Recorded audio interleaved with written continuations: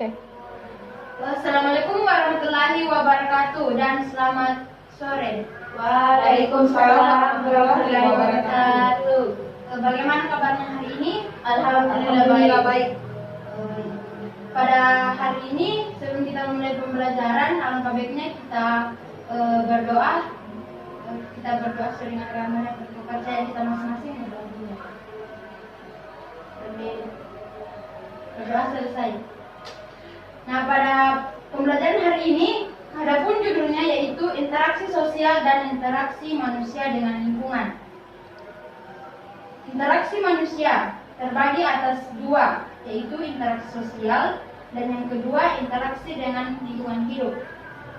Adapun tujuan pembelajaran yang akan kita pelajari pada hari ini ada 3 poin. Yang pertama, dengan diberikan materi siswa kelas 4 semester 1 SD N64 Palopo dapat menjelaskan pengertian interaksi sosial dan interaksi manusia dengan lingkungan minimal 80% benar. Tujuan pembelajaran yang kedua yaitu dapat mendeskripsikan jenis-jenis interaksi sosial dan contoh-contohnya dalam waktu paling lambat 2 minggu. Dan tujuan pembelajaran yang terakhir atau yang ketiga dapat mendeskripsikan interaksi di lingkungan pasar dan perlunya sikap toleransi dan tenggangan rasa dalam waktu paling lambat 3 minggu. Materi kita pada hari ini yang pertama yaitu interaksi sosial. Di sini saya akan menjelaskan apa yang dimaksud dengan interaksi sosial. Interaksi sosial adalah hubungan sosial antara manusia. Interaksi sosial terjadi karena manusia adalah makhluk sosial. Makhluk sosial sendiri artinya manusia tidak dapat hidup sendiri dan saling membutuhkan orang lain. Di sini ada 3 jenis interaksi sosial. Yang pertama itu individu dengan individu, yang berarti satu orang berhadapan dengan satu orang yang lainnya. Jenis interaksi sosial yang kedua, individu dengan kelompok, artinya satu orang berhadapan dengan banyak orang atau disebut kelompok. Dan jenis interaksi sosial yang ketiga yaitu kelompok dengan kelompok, artinya kelompok dengan kelompok. Di sini saya akan menyebutkan 3 contoh interaksi sosial individu dengan individu. Yang pertama itu bertegur sapa, yang kedua berjabat tangan, dan yang ketiga anak berbicara dengan ibunya. Di sini saya akan menyebutkan contoh-contoh interaksi sosial individu dengan kelompok. Di antaranya itu berpidato di depan umum, yang kedua guru sedang mengajar muridnya, dan yang contoh terakhir ustadz sedang ceramah di depan jemaah. Saya akan menyebutkan contoh interaksi sosial kelompok dengan kelompok. Yang pertama, 2 tim bertanding tarik tambang. Yang kedua, 2 tim bertanding sepak bola. Dan contoh yang terakhir dalam kelompok dengan kelompok yaitu kelompok pramuka bekerjasama dengan kelompok PNR. Poin yang kedua yaitu saya akan menjelaskan interaksi sosial lingkungan hidup. Interaksi dengan lingkungan hidup. Interaksi dengan lingkungan hidup berarti interaksi antara manusia dengan lingkungan yang berbentuk secara alami.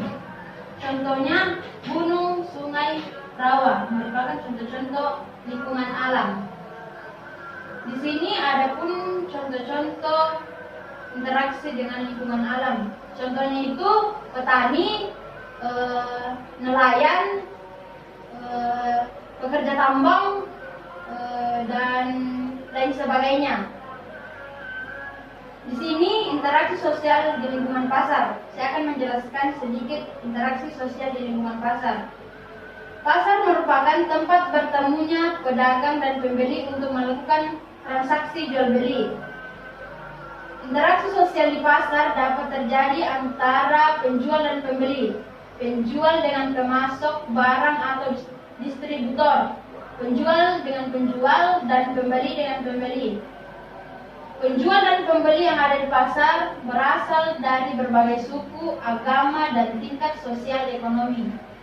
Oleh sebab itu, dalam melakukan interaksi sosial diperlukan rasa toleransi dan tenggang rasa yang tinggi agar kerukunan tetap terjaga. Nah, di sini saya akan menjelaskan sedikit perlunya sikap toleransi dan tenggang rasa. Toleransi sendiri adalah suatu sikap saling menghormati dan menghargai antar kelompok atau antar individu dalam masyarakat atau dalam lingkungan lainnya. Dan tenggang rasa sendiri itu suatu sikap hidup dalam ucapan, perbuatan, dan tingkah laku yang mencerminkan sikap menghargai dan menghormati orang lain. Adapun manfaatnya, di sini ada 4 manfaat jika kita memiliki toleransi dan tenggang rasa. Di antaranya yang pertama itu kerukunan akan terjaga, yang kedua persatuan dan kesatuan akan meningkat, dan yang ketiga aktivitas akan berjalan lancar, dan yang keempat kehidupan terasa damai. Nah, itulah materi yang kita bahas pada hari ini, yang dimana itu yang pertama interaksi sosial dan yang kedua interaksi dengan. Di sini saya akan menjelaskan sedikit 2 contoh dalam interaksi sosial individu dengan individu. Yang pertama itu bertegur sapa. Bertegur sapa artinya agar tercipta kebersamaan meski berbeda agama, agar hubungan sendiri yang baik senantiasa terjalin, menumbuhkan sikap saling menghormati dan saling mempedulikan satu sama lain, mempererat persatuan dan kesatuan. Contoh yang kedua yaitu berjabat tangan.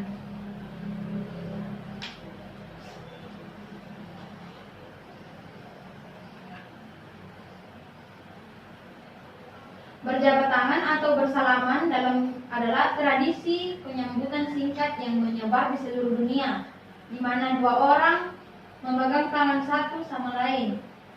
Dalam kebanyakan kasus disertai dengan gerakan ke atas bawah singkat pada tangan yang dipegang. Memakai tangan kanan umumnya dianggap merupakan etiket yang sebenarnya. Selanjutnya kita akan membahas sedikit soal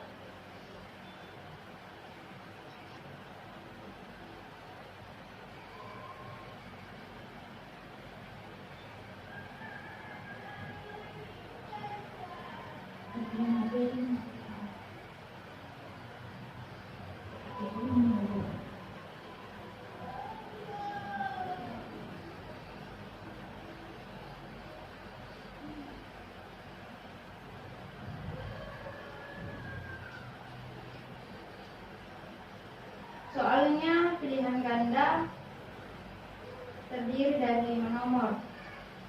Mungkin bisa ditulis di HP masing-masing soalnya dan jawabannya. Nomor 1, untuk memenuhi kebutuhan pokok manusia, maka manusia menciptakan lembaga. A. Agama, B. Ekonomi, C. Pendidikan, D. Politik. Saya ulangi soal yang pertama. Untuk memenuhi kebutuhan pokok manusia, maka manusia menciptakan lembaga. A. Agama, B. Ekonomi, C. Pendidikan, D. Politik.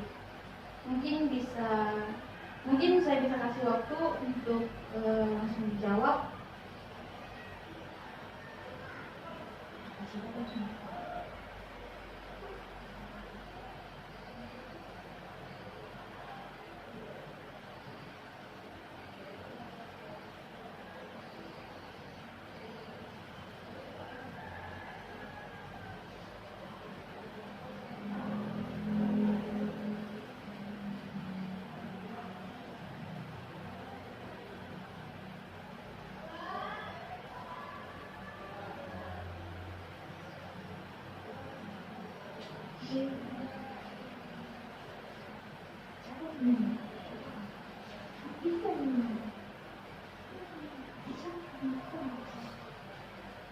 B. Ekonomi.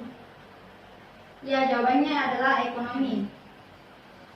Nomor 2, lembaga sosial yang digunakan untuk mencukupi hidup bermasyarakat adalah A. Lembaga keluarga, B. Lembaga ekonomi, C. Lembaga agama, dan D. Lembaga sekolah. Saya ulangi soalnya. Lembaga sosial yang digunakan untuk mencukupi hidup bermasyarakat adalah A. Lembaga keluarga, B. Lembaga ekonomi, C. Lembaga agama, dan yang D. Lembaga sekolah.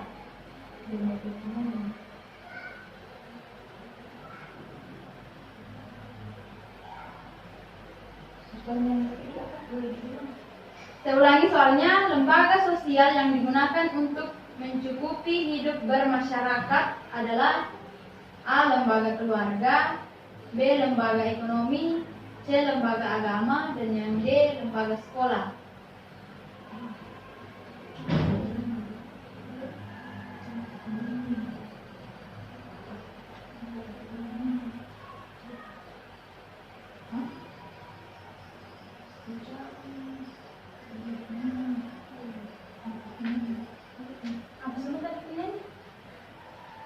Yang pertama itu A. Lembaga keluarga, kedua lembaga ekonomi, lembaga agama, dan lembaga sekolah.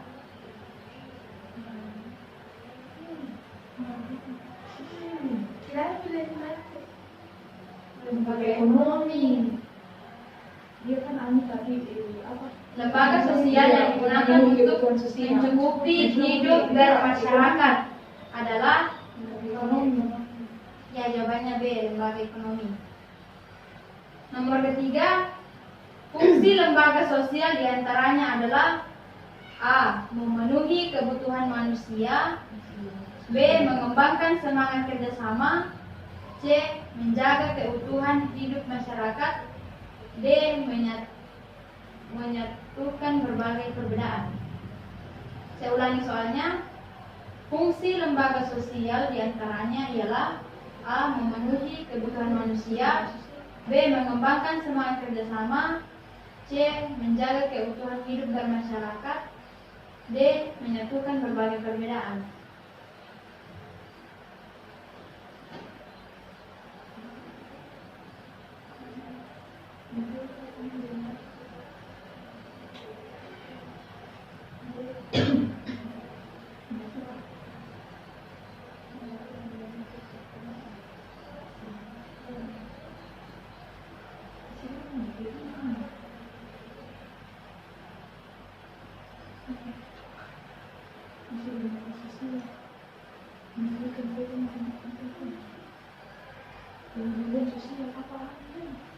Fungsi lembaga sosial diantaranya adalah A. Memenuhi kebutuhan manusia, B. Mengembangkan semangat kerjasama, C. Menjaga keutuhan hidup masyarakat, dan D. Menyatukan berbagai perbedaan.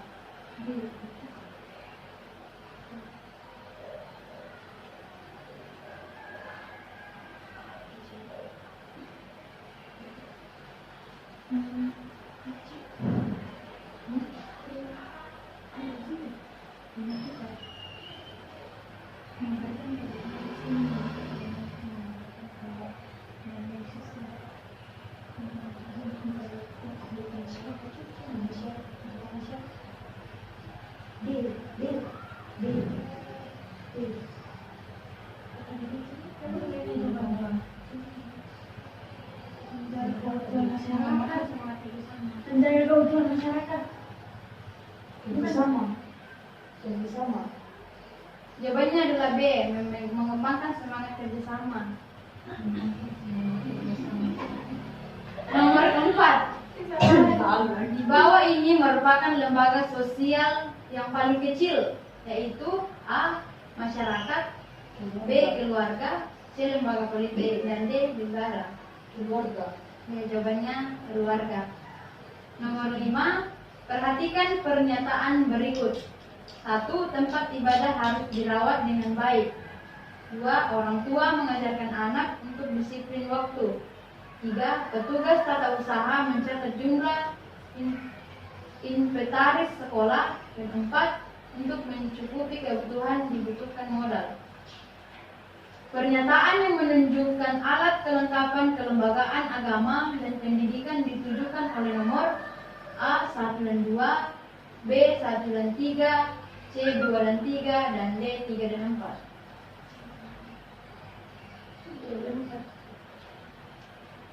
Salah.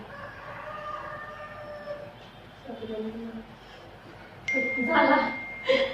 2 dan 3 berarti.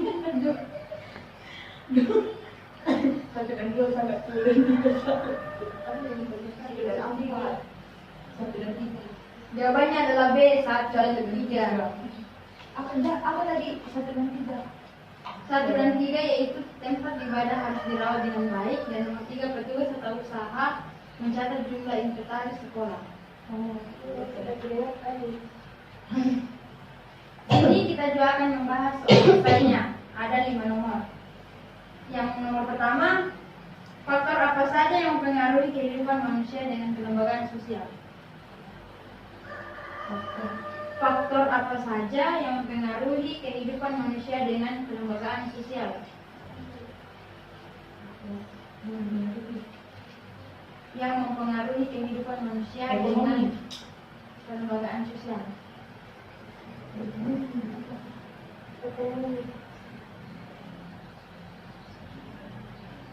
Ekonomi. Jawabannya faktor ekonomi. Nomor 2, mengapa kita harus berlembaga dan bersosial? Mengapa kita harus berlembaga dan bersosial? Agar terjadi suatu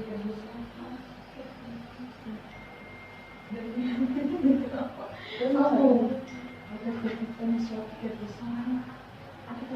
Mengapa kita harus berlembaga dan bersosial?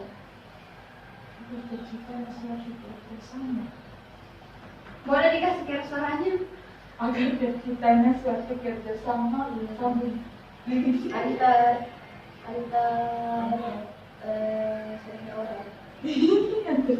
Antar sesama masyarakat, baik di luar, keluarga kah? Boleh diulang jawabannya karena kurang akurat. Agar terciptanya suatu kerjasama antara sesama manusia. Iya, karena ini kan pertanyaan tadi itu Kenapa harus kita bersosial, harus berlembaga dan bersosial?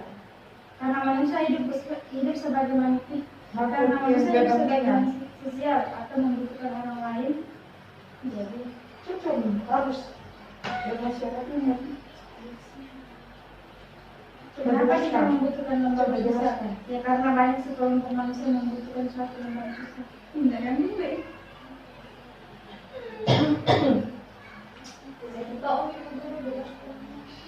Bisa dijelaskan guru.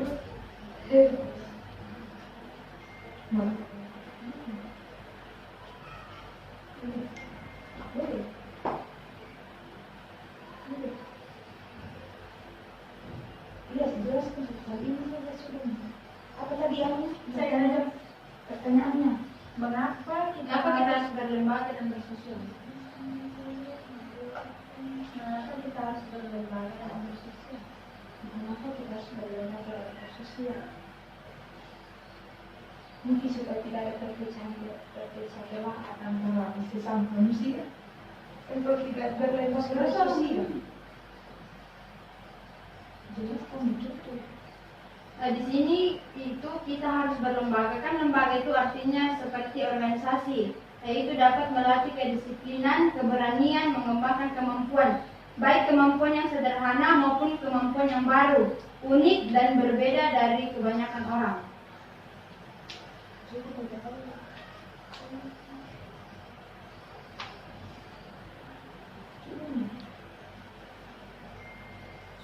Dan mengapa kita harus bersosial? Di sini kan manusia akan membutuhkan manusia yang lain. Dan untuk hal tersebut termasuk dalam mencukupi kebutuhannya sendiri. Membutuhkan sesama.